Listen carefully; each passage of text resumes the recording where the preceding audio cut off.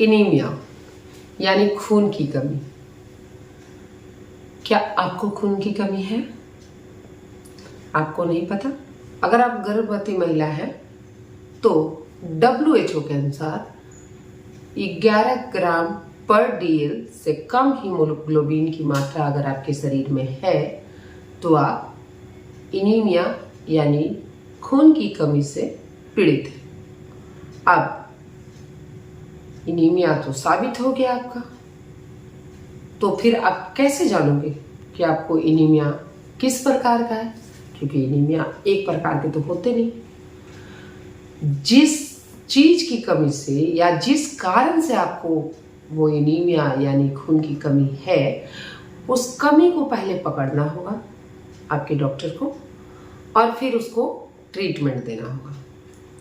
अगर आपको peripheral blood smear में माइक्रोसिटिक हाइपोक्रोमिक एनीमिया है, यानी कि अगर आपका खून का जो सेल है, ऊतक है, वो छोटा है और उसके बीच में पीला पीलापन है, तो आपको किस तरह की भी एनीमिया हो सकती है?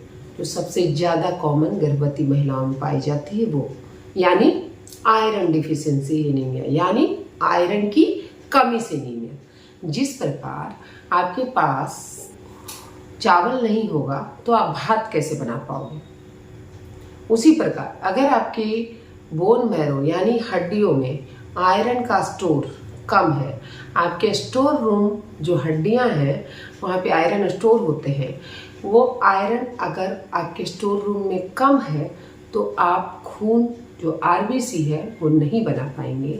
उसी तरह से अगर आपके बॉडी में अदर न्यूट्रिएंट्स कमी है, जैसे कि विटामिन B12 की कमी है, जो वेजिटेरियन लोग होते हैं उनको विटामिन B12 की कमी होती है और वो खाने से पूर्ति नहीं हो पाती। वैसे हालत में हम लोगों को, मरीज को विटामिन B12 का इंजेक्शन लगाना होता है। अगर आप विटामिन B12 की डिफिशियंसी से पीड़ित हैं या फिर फोलिक एसिड की डिफिशियंसी, जो कि खून बनाने में की एक स्टेज पे मदद करती है, इन दोनों की कमी से पीड़ित है, तो आपके पेरिफेरल ब्लड स्मीयर के टेस्ट में आपका जो सेल्स है वो बड़ा बड़ा आएगा, यानी मैक्रोसिटिक एनीमिया आएगा। तो मैक्रोसिटिक, अब आप समझो, माइक्रोसिटिक यानी RBC का जो साइज है वो 80 पिकोलीटर से कम। मैक्रोसिटिक मतलब कि RBC का जो साइज है, मतलब रेड ब्लड सेल का जो साइज है वो 100 पिकोलीटर से ज़्यादा। अब आप इतनी सी बात का जवाब दीजिए कि अगर आपको विटामिन B12 और फोलिक एसिड दे दिया जाए तो क्या आपको आयरन की डिफिशियंसी ठीक हो जाएगी? क्या आपका एनीमिया दूर हो जाएगा? जी हाँ, आपने बिल्कुल सही समझा, बिल्कुल दूर नहीं होगा।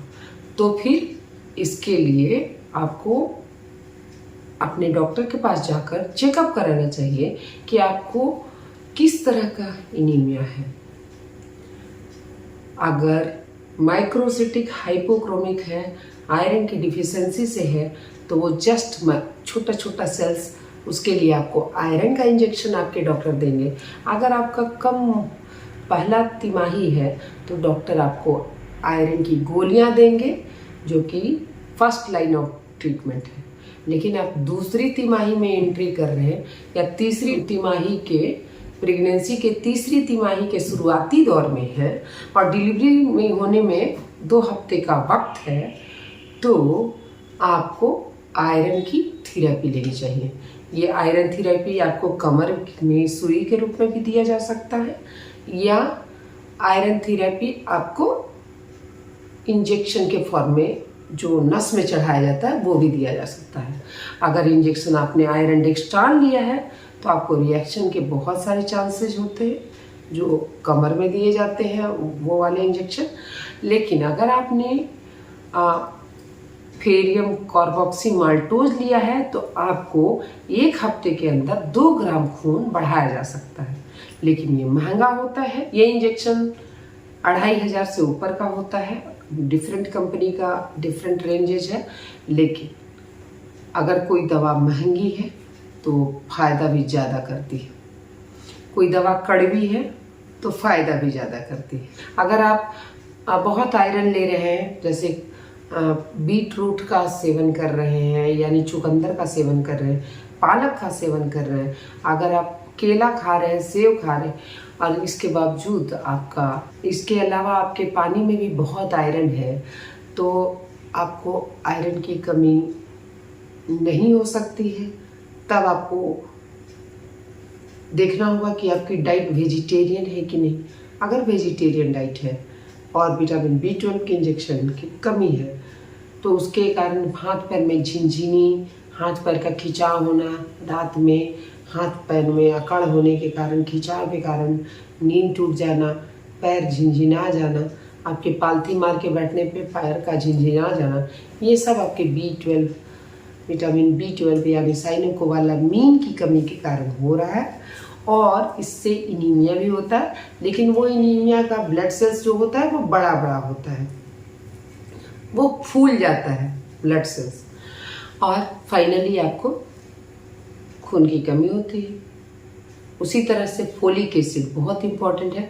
अगर आप फोलिक एसिड दवा के रूप में नहीं ले रहे हैं, आपकी डॉक्टर नहीं दे रही हैं, या फिर आप डॉक्टर के पास नहीं जा पा रहे हैं, आपके पास पैसे नहीं है, कोई बात नहीं, आप हरी पत्तीदार सब्जियां खाइए। मूली खाते हो तो मूली के पत्ते मत फेंको।